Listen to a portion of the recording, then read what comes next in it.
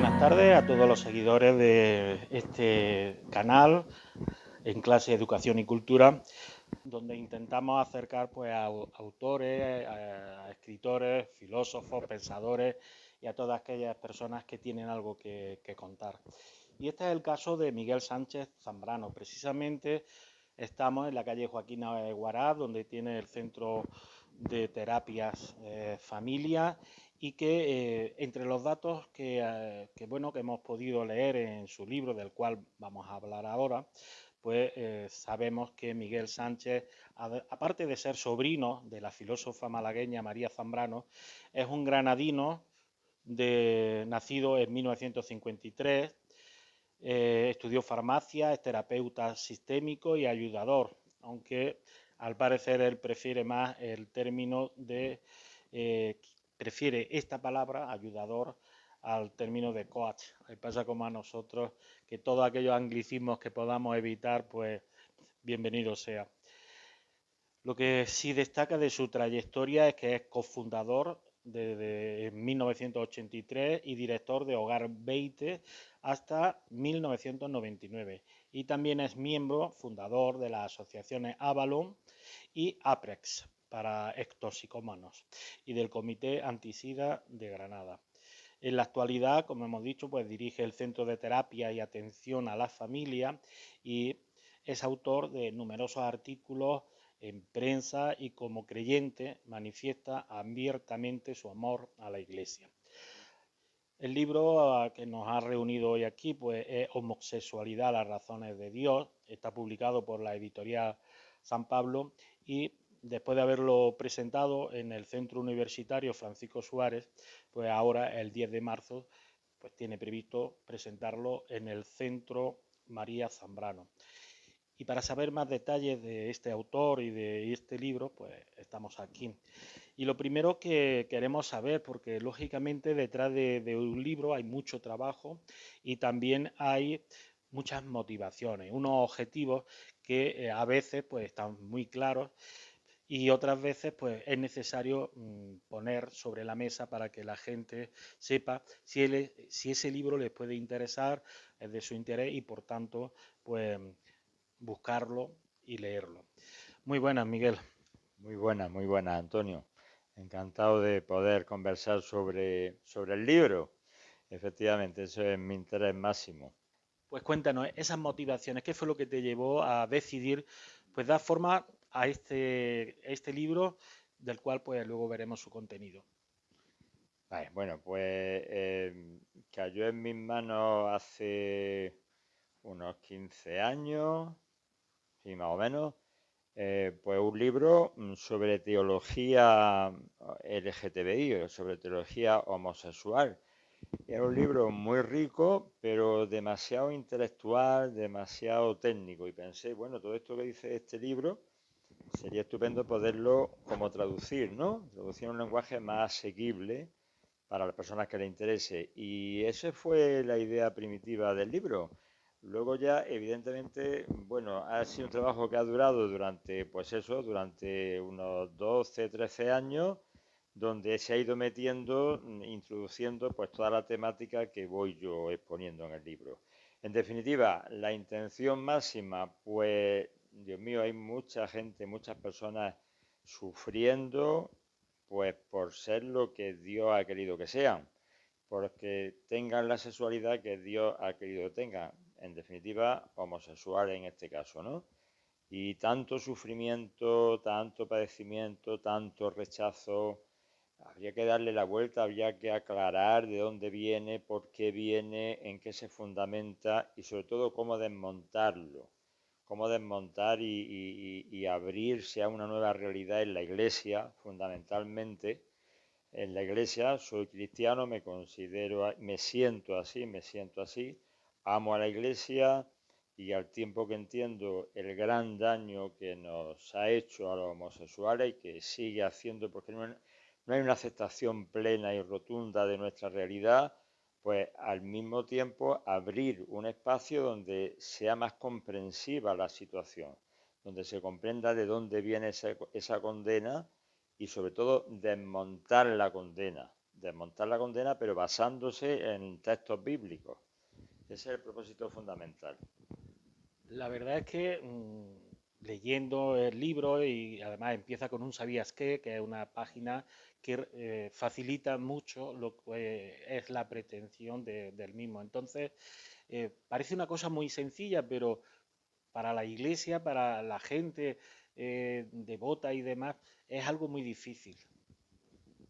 Sí, bueno, no sé muy bien a qué te refieres. Muy difícil sobre. De aceptar, es decir, Claro, que la vale, iglesia en vale, ningún sí. momento a lo largo de la historia se ha manipulado o se ha tergiversado Sí. pues algunos de los testimonios de la escritura del Antiguo Testamento y demás. Efectivamente.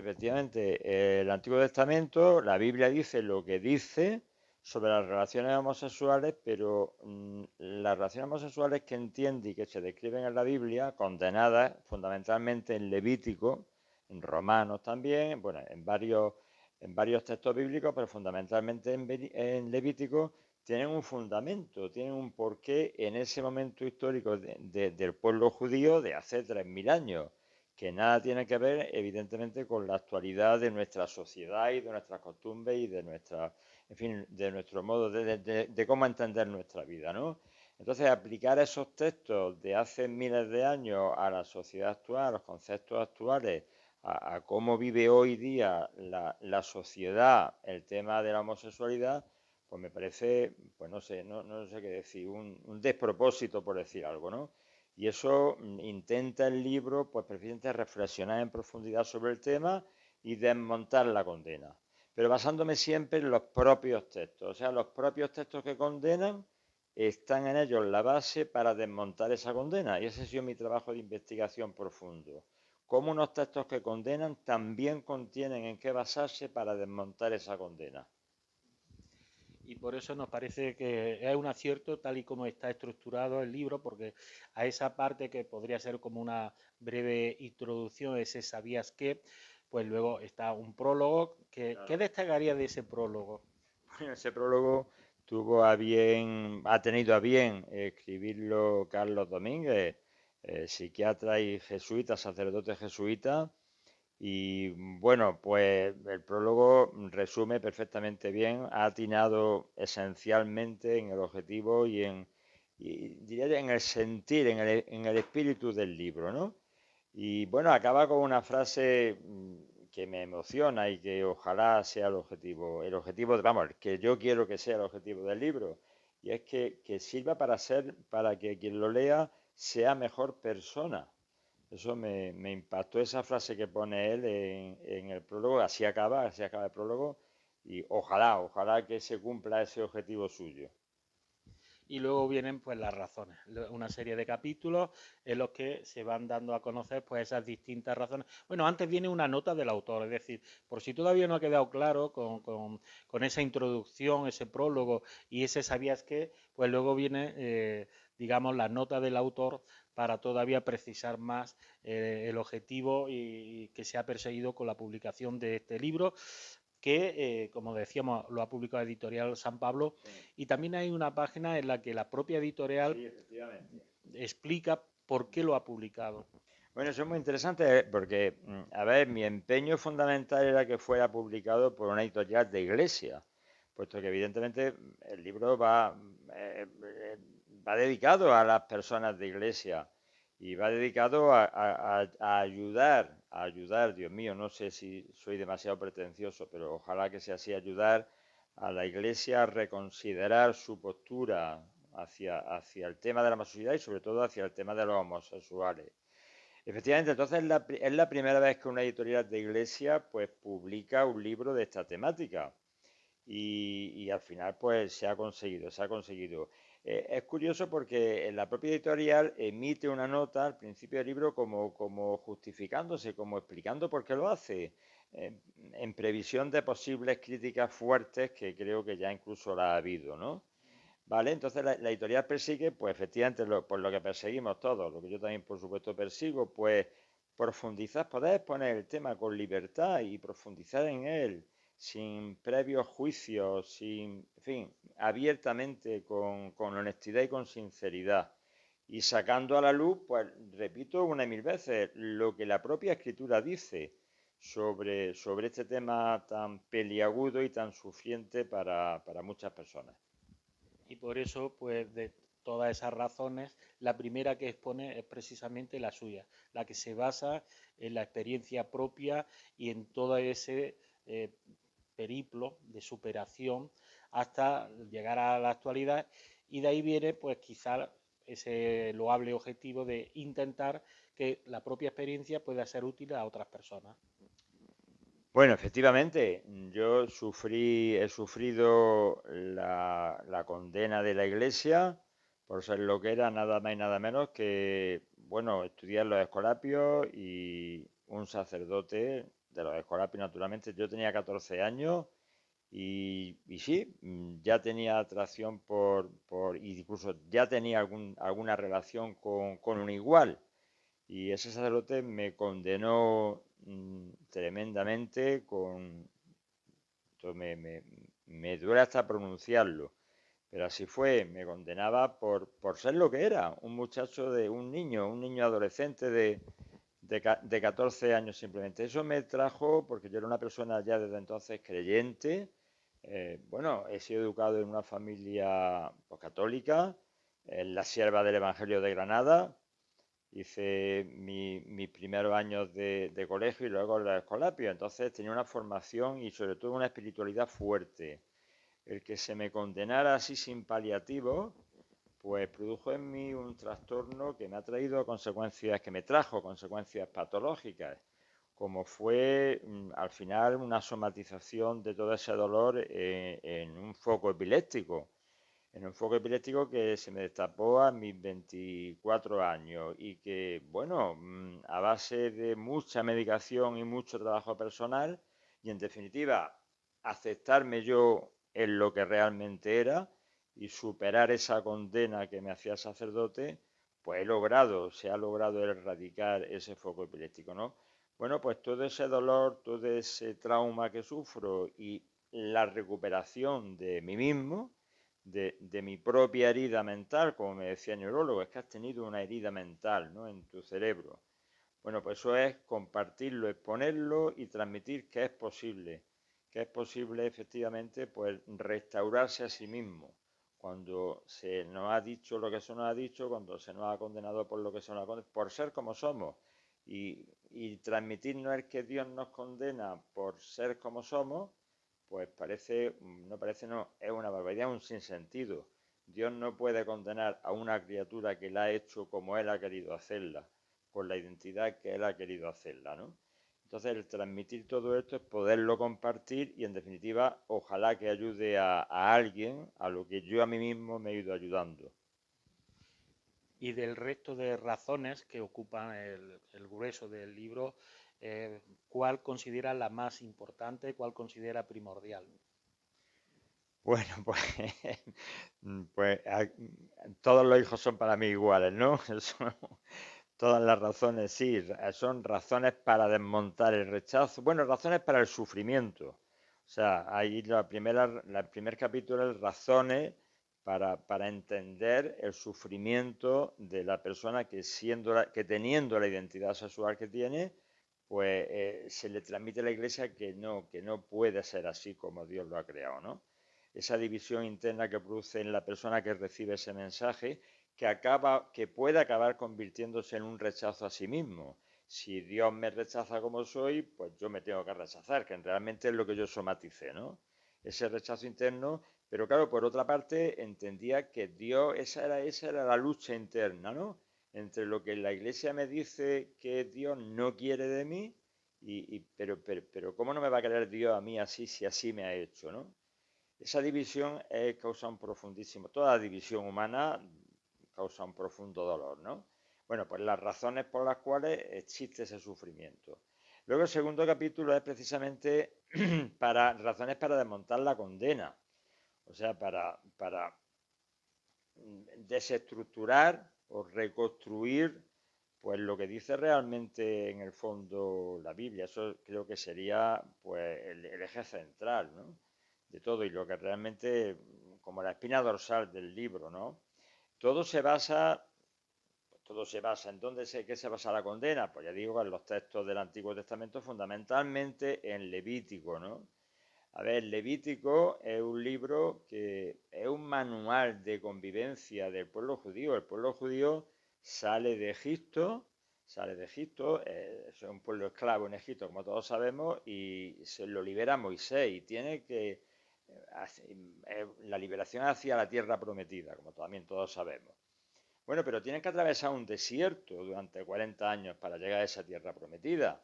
Con lo cual, claro, era un pueblo pues a punto de exterminarse porque realmente la reproducción, o sea, la muerte, la mortalidad infantil era enorme y muy difícil. Bueno, pues entonces hay una serie de leyes que prohíben, por ejemplo, pues prohíben la masturbación, vamos, condenan, no prohíben, condenan la masturbación, condenan la relación con la mujer si está en periodo menstrual, por ejemplo, o la eyaculación fuera del cuerpo de la mujer.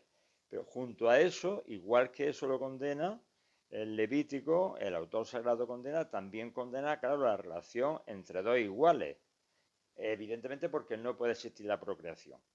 El objetivo de esas leyes bíblicas es que el pueblo judío pueda reproducirse, puedan tener hijos las mujeres, ¿no? Entonces, todo comportamiento sexual que evite esa reproducción va a ser reprobado y condenado, pero todo él. Evidentemente, hoy la Iglesia, está claro, no condena la relación sexual matrimonial porque la mujer esté en periodo menstrual. Sin embargo, lo único que se conserva es la condena de la relación entre dos iguales que no pueden procrear, porque el problema del otro sagrado es facilitar esa procreación y evita, impide y condena y reprueba todo lo que evite esa reproducción. Y por eso la siguiente razón precisamente es la necesidad de cambio por parte de la Iglesia y los retos Claro. que, que ahora, en el siglo XXI en el que nos encontramos, pues tendría que ir asumiendo, ¿no? Por ejemplo, ese matrimonio entre iguales o el papel de la mujer dentro de la Iglesia. Vale, vale, sí, claro que sí, pero quiero hacer señalar, si me lo permite, Antonio, quiero hacer subrayar que igual que en el Levítico ya he explicado lo que contiene, la segunda base de la condena viene en el pecado de Sodoma y Gomorra, que se ha entendido culturalmente hablando, religiosamente y culturalmente hablando, que efectivamente los sodomitas reciben a los enviados del Señor y quieren abusar de ellos. Y le piden a Lot que saque a esos enviados del Señor de su casa para abusar de ellos, literalmente para violarlos. Entonces, de ahí viene la condena, ¿no? La condena, pero claro, la condena es a la violación, al ejercicio violento de la sexualidad. Pero en ningún momento, en ningún párrafo, en ninguna línea, ni del Antiguo ni del Nuevo Testamento, se condena la relación afectiva entre dos iguales, la relación amorosa, fundamentada en el amor. Se condena la violencia sexual, pero igualmente se condena en la relación heterosexual y no por eso ya se prohíben las relaciones heterosexuales. O sea, el fundamento de la condena fundamental del pecado de Sodoma no es la relación homosexual, es el intento de violar homosexualmente a los enviados del Señor. Pero no, repito, la relación afectiva amorosa entre dos iguales que llevaría como natural el componente sexual como fruto de ese amor. Quería esto también puntualizarlo. Sí, pero yo sé que para ti el tema de la interpretación que se ha hecho de ese capítulo de Sodoma y Gomorra, pues es muy importante aclararlo y así se ha hecho. Bien, hablábamos de las razones del cambio, de la necesidad de cambio en la Iglesia. Bueno, vamos, el cambio en la Iglesia sería la aceptación plena de la realidad durante siglos. Esto no es una moda, esto no es una perversión, la homosexualidad no es un pecado, no es una perversión, no es una moda, es algo que está en la naturaleza y que Dios la contempla en la naturaleza. Por cierto, también en el mundo animal. Se da, ahí en el libro aparece un estudio extensísimo de varios autores pues demostrando y haciendo un estudio profundo de las relaciones homosexuales entre animales del mismo sexo. O sea, es algo que está en la naturaleza de la vida y por supuesto también en la naturaleza humana. Bueno, el que la Iglesia llegue a aceptar esa realidad obvia y objetiva, y es más todavía que la bendiga, ¿por qué no bendecir el amor entre dos iguales si el amor proviene de Dios? Debería de ser lo prioritario y lo fundamental. Chocamos con un problema, además el Papa hace cuestión de un par de semanas pues lo decía claramente, ¿no? Claro, el problema es que la Iglesia no admite ningún tipo de relación sexual fuera del matrimonio. Y claro, dice, la relación homosexual es un pecado. Claro, pero también lo es la relación heterosexual si está fuera del matrimonio. Porque solamente parece que el sacramento es el que limpia de pecado una relación íntima entre dos personas que se aman. Evidentemente, como no es posible el sacramento matrimonial aplicarlo a la relación a dos iguales, a una pareja homosexual, como no pueden casarse, automáticamente al estar fuera del matrimonio sería pecado, ¿no? Es imposible entonces, evidentemente, entiendo que por más que haya corriente en que se estimule, se pida el que por lo menos bendigan la relación, pero no es posible recibir la bendición de la Iglesia mientras que no cambie en profundidad la moral sexual. O bien se nos admite en el matrimonio a la relación a dos homosexuales que quieran unir sus vidas, o bien se despenaliza la relación sexual si está fuera del matrimonio. Ahí tiene un tema importante la Iglesia que, bueno, yo creo que va a ser el reto, como digo en el libro, de este siglo XXI, junto a la aceptación plena de la mujer en la Iglesia, al mismo nivel que el hombre. Yo creo que son los dos retos fundamentales que tiene la Iglesia en este tiempo que nos ha tocado vivir, pero bueno, yo la esperanza la tengo totalmente fundamentada y creo en ella. La Iglesia se ha enfrentado en los 21 siglos que lleva existiendo a retos enormes. Y lo destaco también en el libro. El primer reto en el que se enfrenta es desgajarse de su matriz, que era la religión judía. Eso fue muy, vamos, quizás haya sido el reto mayor. Y eso fue en el primer siglo, eso fue con Pedro y con Pablo.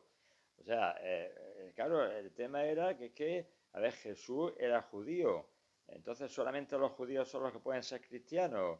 Y ahí San Pablo abre, ¿no? A los gentiles, a los que no eran judíos, también pueden ser cristianos. Bueno, eso le costó romper con la iglesia judía, que es de donde surge la iglesia católica evidentemente, ¿no? Entonces, bueno, fue un reto tremendo que lo superó y aquí estamos, ¿no?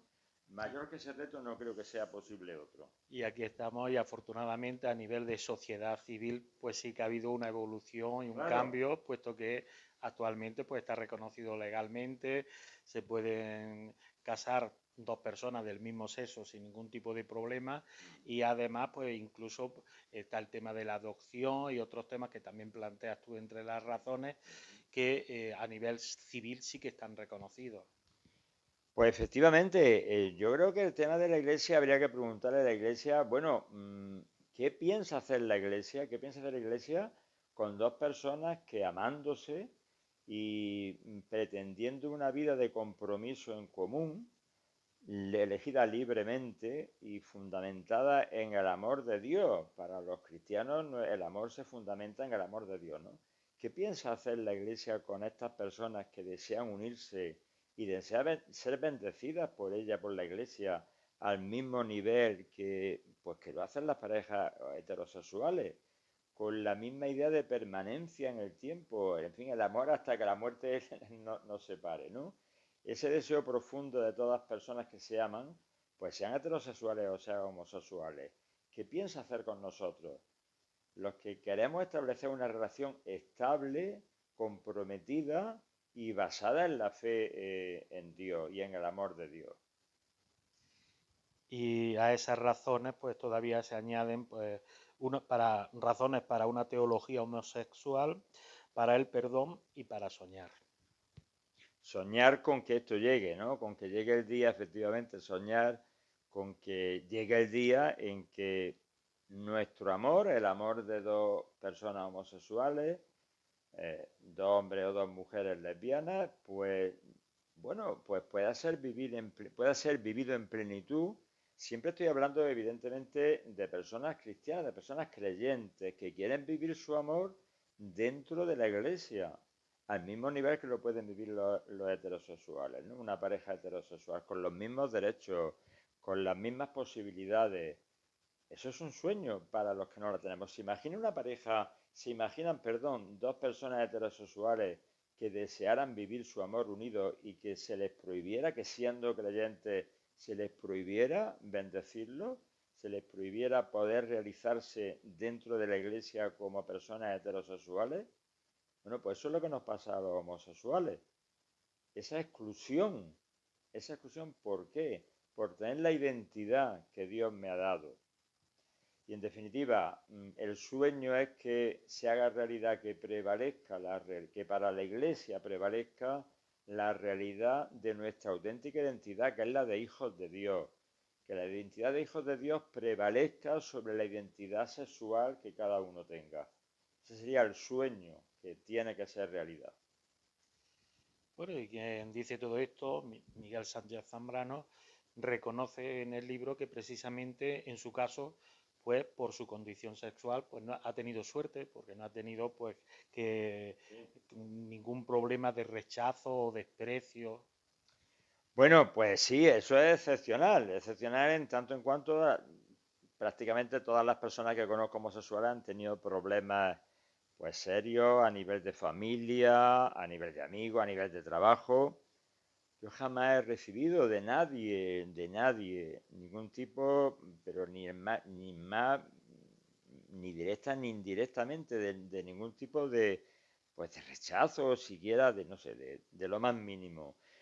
Bueno, ¿y por qué? Pues siempre he creído que se han fijado más las personas que he tenido cerca, tanto de familia como de trabajo como amigos, en lo que he hecho en mi vida y en lo que soy, más que en la identidad sexual que yo pueda tener. Me parece. No, no se lo he preguntado nunca a nadie, ¿no? Pero me da la sensación que es fijarse en el ser humano antes que en lo que, pues no sé, en quien ame o con quien ame, ¿no? Me parece que es mucho más fundamental. Pues aparte de esas razones perfectamente reflexionadas, justificadas, con citas bíblicas, el libro se complementa pues con una serie de documentos. En la última parte, digamos, hay unos anexos que también pueden ser mucho de gran interés, puesto que, por ejemplo, pues es para la celebración pues del rito matrimonial entre dos personas del mismo sexo. Sí, sí, el libro recoge al final, creo que son hasta 7 anexos, efectivamente, pues con diversos añadidos o complementos, y uno de ellos es, bueno, pues lo que podría ser ese ritual de bendición, si no de sacramento, por lo menos de bendición, si es que la Iglesia se decide algún día que es el sueño que lo puede hacer, sí, efectivamente. Y también Así hay es. otro que me ha llamado mucho la atención, es muy curioso, y es un anexo dedicado al léxico castellano que es muy amplio, desgraciadamente, relacionado con el desprecio a los homosexuales. Sí, he recogido hasta 48 para ser exactos, términos en los cuales se nos humilla y se nos desprecia y se nos ridiculiza en el lenguaje castellano, tanto a nivel de Sudamérica como a nivel del propio lenguaje castellano en España, ¿no? Hasta 48 términos en los cuales pues se nos ridiculiza, se nos señala, etcétera, etcétera. Es así, hasta 48 términos diferentes. Y bien, está claro que quienes pueden ser unos principales destinatarios de este libro, es decir, aquellas personas creyentes que están sufriendo por su condición sexual, pero en cualquier caso, por lo menos así se me antoja a mí, podría ser interesante para cualquier persona, cualquier lector o lectora que quiera abrir su mente y ver pues que alguien le puede facilitar unos, digamos, conocimientos para quizá incluso sufrir menos. Bueno, efectivamente, sí, efectivamente. Destinatarios, pues naturalmente personas homosexuales que, sobre todo siendo creyentes, se sientan y hayan vivido pues ese rechazo, esa condena, esa no admisión de su ser en el ámbito eclesial, ¿no?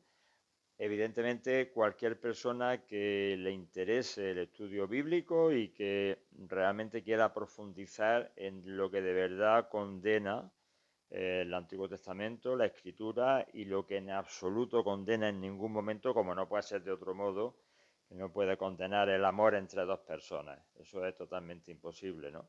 Y luego, pues el heterosexual, también me dirijo a los heterosexuales y les pido pues que vivan felizmente su condición sexual sin tener que avergonzarse, sin tener que rechazar, sin tener que menospreciar a los que no sienten sexualmente como ellos. Eso sería otro objetivo para mí muy importante. Claro que sí. Y bueno, podríamos estar toda la tarde y parte de la noche pues hablando sobre el contenido del libro, pero es obvio que lo mejor es recomendar pues hacerse con un ejemplar, dedicar un tiempo, leer. Es un libro, lógicamente, con mucho fundamento y que hay que leer poco a poco. Es decir, no es un libro, no es una novela, no es un poemario que se puede leer en un ratito, sino que en este caso, pues lo suyo, en el orden que sea, pero ir leyendo pues cada uno de los capítulos. No sé, pero para despedirnos, antes me gustaría saber si hay algo más que desea añadir, Miguel. Bueno, sí, lo has dicho muy bien. Yo creo que el libro hay que masticarlo, hay que gestionarlo de un modo lento y tranquilo y reflexivo, que lo que pretende, lo que invita a la reflexión, evidentemente. Bueno, pues decir que lo presentamos por segunda vez, ya lo presentamos, como tú has dicho antes, en el Centro Suárez y ahora lo vamos a presentar de nuevo el 10 de marzo a las 7:30 en el Centro María Zambrano, en Avenida América 55.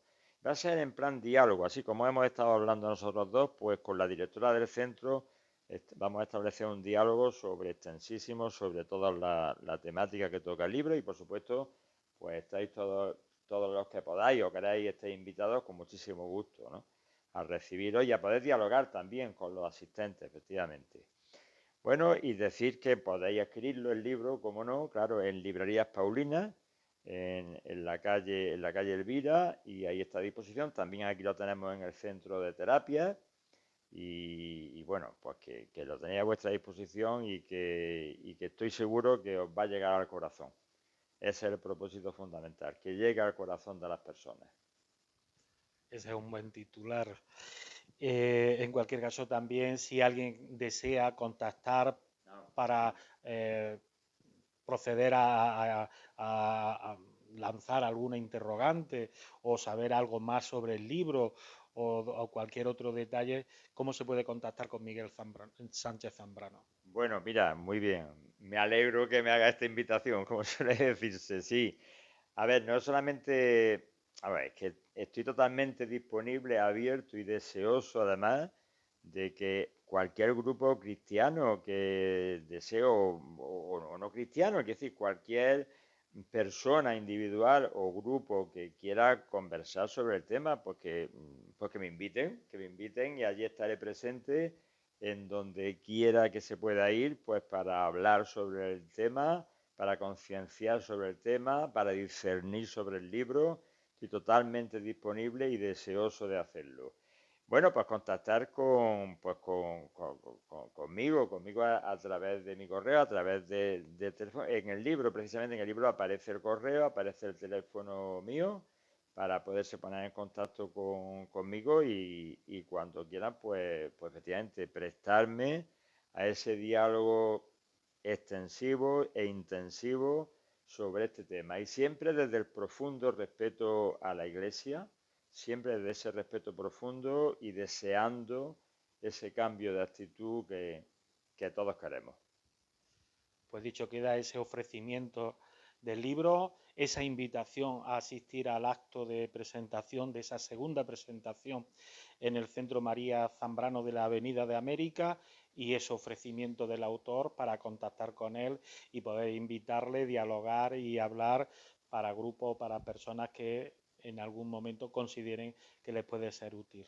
Muchísimas gracias por su atención y Miguel, muchísimas gracias por habernos encontrado ese hueco entre consulta y consulta, Sí, sí, porque sí. sabemos que está muy, muy ocupado. Sí, señor. Bueno, por supuesto, pero qué mejor ocupación que la que hemos tenido ahora mismo. Me quedo contentísimo y te agradezco enormemente poder llegar a todas las personas que nos estén viendo, el poder, pues eso, compartir este trabajo hecho desde el corazón y para que llegue al corazón.